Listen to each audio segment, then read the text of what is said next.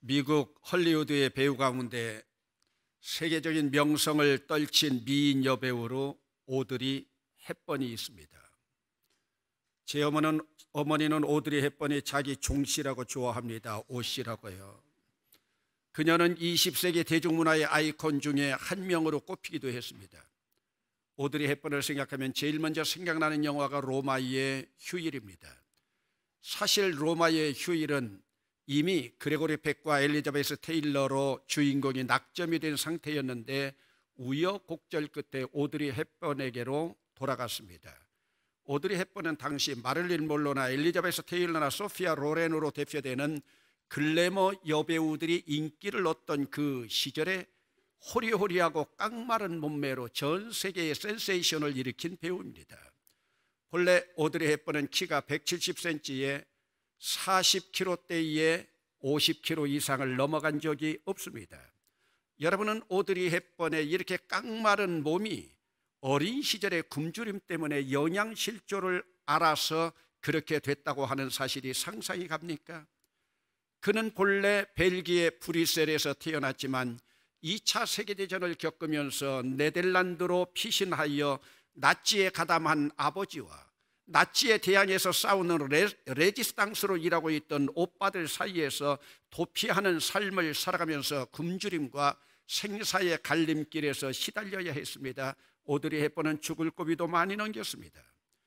그녀는 영양실조로 다니던 발레 학교에서 쫓겨나서 그녀의 꿈을 접어야 했습니다. 그녀가 전쟁의 공포와 굶주림 가운데 하루하루 목숨만 연명할 때에 그에게 가장 도움이 되었던 일이 있습니다. 그것은 바로 유니세프에서 보내주는 소포 상자였습니다. 그 안에는 먹을 음식과 약들이 있었는데 이것이 훗날 그녀의 인생을 바꾸는 터닝 포인트가 될 줄 누가 알았겠습니까? 무명 배우로 생계를 이어가다가 그녀가 로마의 휴일로 일약 스타가 되면서 그녀의 인생이 달라집니다. 그녀는 세계적인 스타였지만은 그녀는 그 말년이 더욱 아름다웠습니다. 그녀는 은퇴를 하고 나서 유니세프 친선대사로 인권운동과 자선사업 활동에 참가하고 제3세계의 오지 마을 곳곳을 다니면서 굶주리는 아이들을 찾아서 도와주는 구호 활동을 벌였습니다. 그녀는 마지막 세계의 암투병 중에도 불구하고 소말리아를 방문해서 봉사활동과 구호활동을 하면서 전 세계인들을 감동시켰습니다. 그리고 그녀에게는 입양된 자녀들도 있었습니다. 그녀가 1993년 64살의 나이로 생을 마감하면서 죽기 1년 전에 자녀들에게 유언을 자기가 좋아하는 시를 통해서 그들에게 유언으로 남겨줍니다. 그 시는 샘 레벤슨이 쓴 시간이 일러주는 아름다움의 비결이라고 하는 시입니다. 그 시를 한번 여러분들에게 소개하겠습니다. 매혹적인 입술을 가지고 싶다면 친절한 말을 하세요. 사랑스러운 눈을 가지고 싶다면 사람들의 좋은 점만을 보세요. 날씬한 몸매를 갖고 싶다면 그대의 음식을 배고픈 자들과 나누어 먹으세요.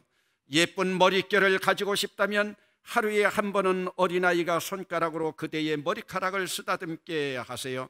아름다운 자세를 가지고 싶다면 인생은 결코 그대 혼자가 아니라는 것을 기억하세요. 재산보다는 사람들이 회복되어야 되고 재산보다는 사람들이 새로워져야 되고 사람들이 활기를 얻고 깨우쳐지고 구원받고 또 구원받아야 해요. 누구도 내버려 두지 마세요. 이 사실을 기억하세요. 여러분이 도움의 손길이 필요할 때 그대는 그것을 자신의 손끝에서 찾을 수 있어요.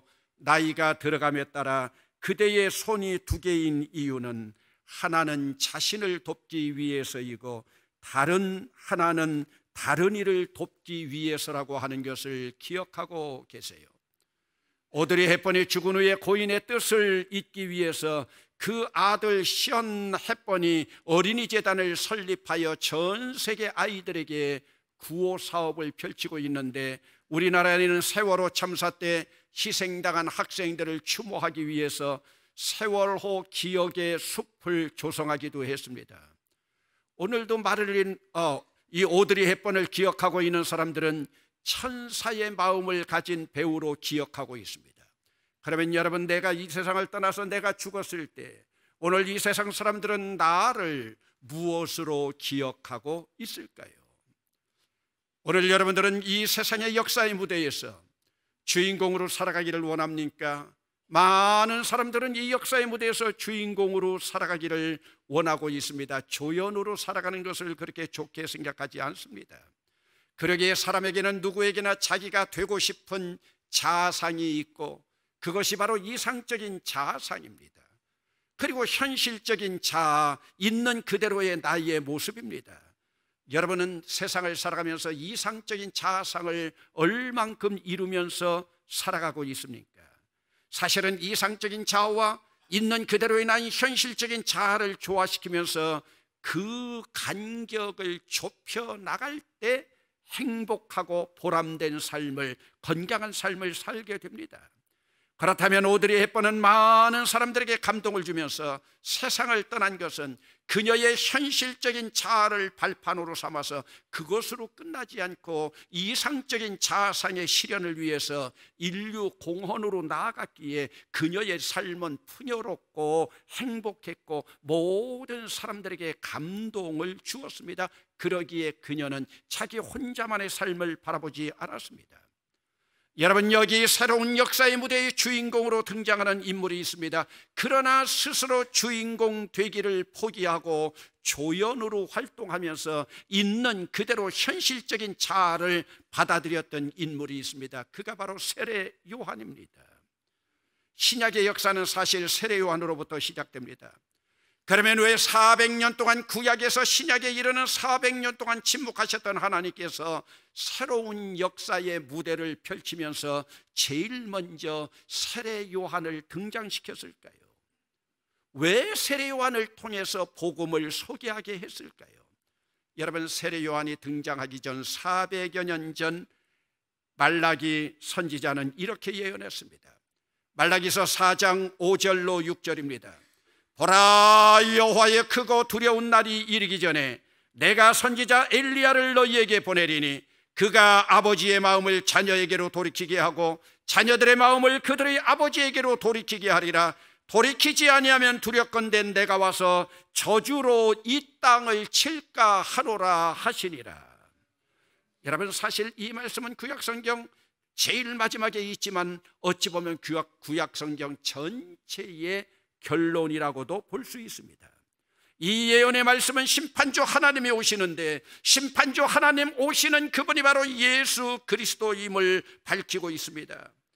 심판주 하나님이 예수 그리스도로 임하십니다. 그분은 심판주 하나님이기에 우리의 마음이 먼저 그분에게로 돌이키지 아니하면 저주로 이 땅을 치실 것까지 예언하고 있습니다. 여러분, 여기에 등장하고 있는, 여기에 기록되어 있는 선지자 엘리야가 바로 400년 후에 등장하는 세례 요한으로 나타납니다. 여러분, 엘리야와 세례 요한의 공통점이 무엇입니까? 그들은 광야의 사람이었습니다. 그리고 그들은 선지자라고 하는 공통점입니다. 오직 하나님의 일을 위해서 일했던 선지자들이었습니다. 여러분, 그러면 세례 요한이 등장하기 전 400년 동안 하나님은 침묵만 하고 계셨을까? 아닙니다. 사실은 하나님도 400년 동안 예수 그리스도가 오실 준비를 하셨습니다. 그러면 여러분, 구약 성경에서 신약 성경에 이르는 400년 동안 이 세계에서는 어떤 일들이 벌어졌습니까? 하나님께서는 이미 구약의 묵시록이라고 일컬어지고 있는 다니엘에게 하나님께서 환상을 통하여 보여주었고, 다니엘은 그것을 기록으로 남기고 있습니다.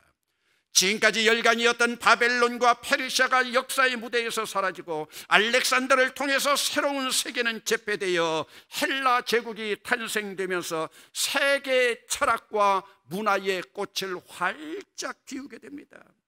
전 세계가 하나의 문화권, 헬라 문화권에 들어가면서 학문과 문화의 전성기를 맞이하게 됩니다. 그러면서 여러분, 전 세계가 언어도 헬라어로 통용이 됩니다. 여러분, 전 세계가 하나의 언어로 통용된다고 하는 것이 쉬운 일입니까? 그리고 고대 최고 학문의 도시였던 알렉산드리아에서 헬라어 성경이 번역되어서 이미 통용되기 시작합니다. 여러분, 얼마나 대단한 사건입니까? 여러분, 헬라 문화를 통해서, 헬라어를 통해서 전 세계의 헬라어 성경이 보급되기 시작합니다. 여러분, 우리나라는 선교사들보다도 성경이 먼저 들어온 유일하면서도 특이한 비선교국입니다.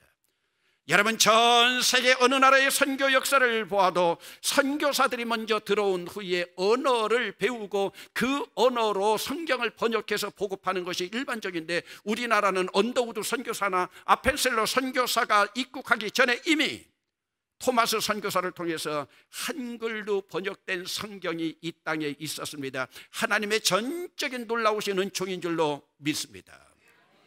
물론 알렉산더가 죽음으로 제국의 판도는 사분오열되지만 그 독재자들 가운데 하나님의 성전을 모독했던 제국의 왕들이 비참한 국면에 접어들면서 유대인들은 하나님의 성전을 정결하게 하고 수전절을 선포합니다.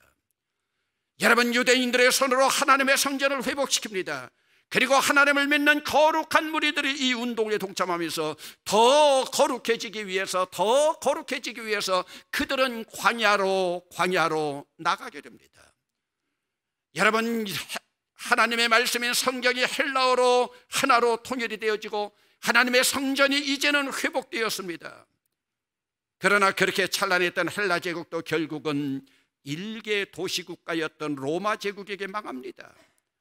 여러분, 세계를 제패하기 위한 그들의 작업이었지만 모든 길은 로마로 통하기에 사통팔달로 뚫어집니다.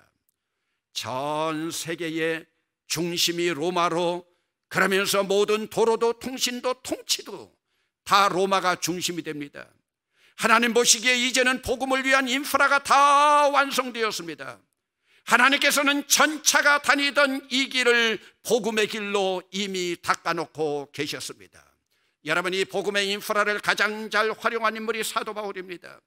그는 사통팔달로 로마를 향한 발걸음을 향하지 않습니까? 세계의 통치가 로마에 있으므로 로마 황제에게 복음을 증거하기 위해서 그가 그 사명을 감당하지 않습니까? 차라리 포성줄에 묶여 죄수의 몸일지언정 로마 황제에게 복음만 증거될 수 있다면 바울의 열정은 어찌 보면 영웅적인 복음의 사도였습니다. 복음의 인프라를 위해서 400년 준비하신 하나님이 복음을 위한 사도로 세례 요한을 택하십니다. 여러분, 하나님은 400년 동안을 준비하시고 세례 요한이나 예수님을 3년 동안만 사용하십니다. 여러분, 좀 야박한 것 같지만 이것이 하나님의 방법입니다. 오늘 우리가 성탄 트리를 만들고 촛불에 불을 밝히면서 성탄을 준비하지만 막상 성탄절은 하루뿐입니다. 여러분, 사순절 기간 동안에 부활절을 기다리면서 부활을 위한 모든 준비를 하지만 막상 부활절은 하루뿐입니다. 여러분, 그렇다면 기독교는 준비하는 종교입니다. 여러분, 오늘 본문에서 세례 요한은 예수님 오심을 준비하라고 외치지만 예수님도 결국은 온 인류를 하나님 나라로 인도하기 위한 준비를 위해서 오셨습니다. 여러분, 그러기에 언제나 준비하는 자가 행복하고 준비하는 자의 삶이 풍요롭습니다. 왜 그렇습니까? 준비하는 동안에 자기를 압니다.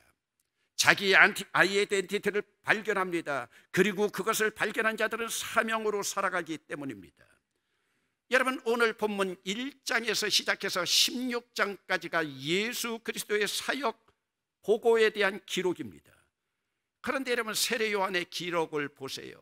세례 요한은 오늘 1장 1절에서 시작해서 14절에서 끝납니다. 14절이 무엇으로 나와 있습니까? 감옥에 갇힙니다.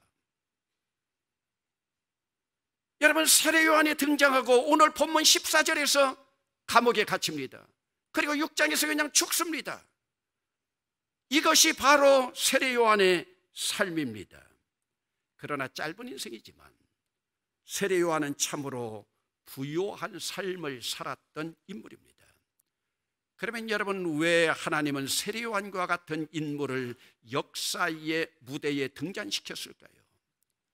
세례 요한은 자기의 정체성을 올바르게 파악한 풍요로운 삶을 살았던 인물이기에 하나님은 오늘도 우리를 그를 따르기를 원하고 있습니다. 여러분, 오늘 본문 6절 말씀입니다. 요한은 약대 털옷을 입고 허리에 가죽들을 띠고 메뚜기와 석청을 먹더라. 여러분, 세례 요한의 삶을 바라볼 때 그는 마음으로 큰 부자였습니다. 그는 거친 광야의 삶을 이어가는데 가장 최소로 필요한 것만 가지고 살았습니다. 여러분, 오늘 우리가 현대 문화의 이기적인 삶으로 이 삶을 바라볼 때 세례 요한의 삶은 궁핍한 삶일 수밖에 없습니다. 그런데 여러분, 어찌해서 마음이 부자였을까요? 그 해답은 그가 바로 광야에 있었기 때문입니다. 여러분, 참 역설적이게도 마음이 부자가 된다고 하는 것은 광야의 삶입니다. 여러분, 광야가 무엇입니까? 자기를 부인하는 삶입니다. 자기를 내려놓는 삶입니다. 심하게 말하면 자기를 죽이는 참으로 불편한 삶입니다. 광야는 불편한 삶입니다. 이 광야는 오늘 우리에게 필요한 것이 무엇이고 사람이 무엇을 위해서 살아야 하는지를 깨닫게 해줍니다. 이것을 깨달은 사람들은 세상 욕심내는 것을 뒤로 한 채 하나님의 은총 가운데 살아가는 영적인 부자, 마음의 부자가 됩니다. 여러분, 세상의 모든 사람들은 물질적인 부자가 되고 싶어 합니다. 가능하면 더 많은 것, 더 좋은 것을 가지려고 합니다. 그러나 여러분, 세상에서 얻는 모든 것들은 아무리 먹고 마셔도 배부르지 않습니다. 갈증이 해소되지도 않습니다. 오히려 더 나은 것, 더 많은 것, 더 높은 것을 향해서 우리 마음을 몰아붙이고 안달함시킵니다. 여러분, 우리가 이러한 곳으로 우리 마음이 몰아붙여질 때 그 사람의 불행은 거기서부터 시작입니다. 여러분, 이러한 욕심이 생길 때 여러분들이 과감하게 모든 것을 내려놓고 세례 요한처럼 광야로 가서 주님을 만나는 시간이 필요합니다. 여러분, 성탄절은 본래의 의미가 불편한 광야로 우리를 내몰기를 원하고 있습니다. 그래서 예수님께서도 광야의 가장 비천한 말구유 마국간에 오셨습니다. 여러분들은 성탄절을 바라보면서 화려한 백화점의 불빛들을 바라보면서 여러분들은 화려한 곳으로 나아가기를 원합니까? 불편한 광야로 나아가기를 원하고 있습니까? 여러분, 성탄절이라고 하는 것은 우리 스스로 광야로 나가기를 원하고 있는 절기입니다. 이런 시간을 통해서 자신에게 진정 필요한 것이 무엇인가, 이것을 깨닫게 되면 손에 움켜진 것들 하나씩 하나씩 내려놓게 됩니다. 그러면 홀가분하고 여유로워집니다. 오늘 여러분들의 신앙은 여러분들의 손에 있는 것들을 놓음으로 말미암아 홀가분하고 여유로운 삶을 살아가고 있습니까?